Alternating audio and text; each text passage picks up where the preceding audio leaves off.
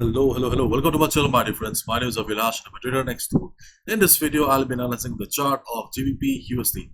So if you're watching my videos for the first time, you can subscribe to my channel for regular market analysis. So let's get started. So my dear friends, this is the 4-hour chart of GBPUSD, and unlike USD, Gold USD, GBPUSD seems to be in uptrend, and it looks like that bulls are dominating this chart.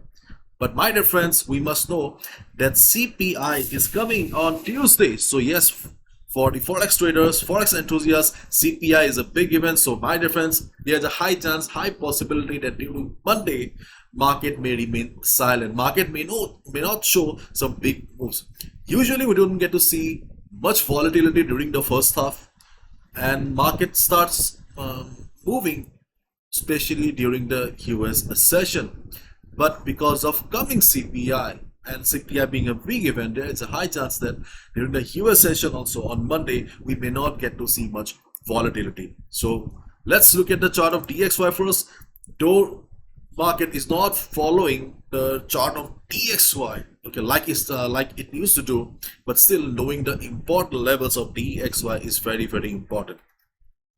So DXY after this big fall is showing some recovery. DXY closed at 103.55. If we compare the present upside with the fall, then we can clearly see that though market is going up, but the bulls are lacking some strength. The bulls do not have the power to take the market up. So as a result of which, we don't get to see a clean upside. In this type of situation, there is a good chance that market will be facing some selling pressure around the resistances, and in this type of situation, only when the bulls do not have strength, the resistances work very nicely. Here the first resistance will be around 103.67. because of previous resistance support around this area, previous support will be working as resistance here. In case market crosses it, then the previous trend line, which was the dynamic support, will be working as the new resistance. So let's wait and watch how DXY performs and reacts on Monday after the market opening. And as I said, unlike other days, DXY and GBP USD's correlation is not going well because GBP USD is bullish right now. First of all, let's look at a weekly chart. If we look at a weekly chart, then we can see that market seems to be bullish and further upside possible on the chart of GBP USD. If we look at a daily chart also, we get to see the same story. After this big green candle, at least we can expect that in the coming days, GBP USD will be heading towards 1.2670, 1.2675, the previous high here. So what are the trading opportunities? So GBPUSD closed at 2578. This is the current market price or the last traded price, you can see. So market opening will be very important, and especially in this type of market situation where we can see that market is going up in a zigzag pattern. So it is always better and safer to take position at retracement. Probably you have heard me saying 1,000 times that buy at dip and sell on rise, okay, are the best strategies, and in this situation, buy at dip is the best strategy. So the market opening will be very important. So after the market opening, if you see that GBP USD is coming down, observe the market. If the volatility of the market is low, then you can expect GBP USD to take support around 1.2563 or 1.2550. These are the two retracement levels on the chart of GBP USD if the volatility of the market is low. The reason is 1.2563. Okay, here this is the previous resistance. We are expecting to work as the new support. In case the previous resistance fails to provide the new support to the market, then we can expect 1.2550 to act as the new support because of Fibonacci 23.6% retracement level.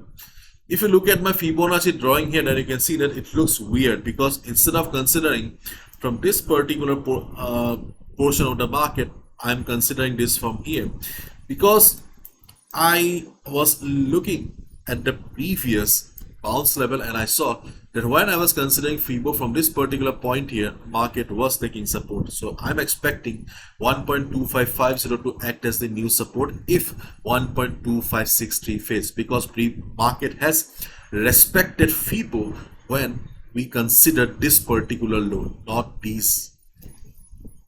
And moreover, 1.2550 is a round number, so it's also a psychological support for the market.